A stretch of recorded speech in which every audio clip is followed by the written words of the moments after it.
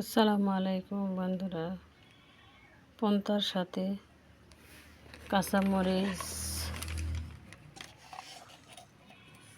লবণ, এই গরমে আপনারা মুড়ি দিয়ে পন্তা খেতে পারেন এবং শরীর খুবই ঠান্ডা থাকে। তার সাথে দুধ নেবেন।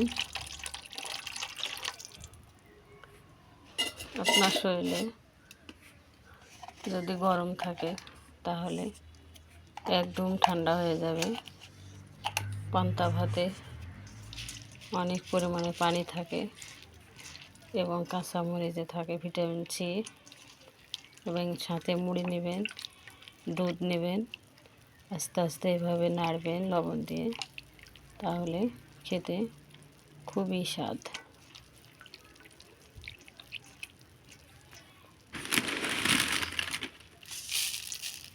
তার সাথে নেবেন আলু ভর্তা।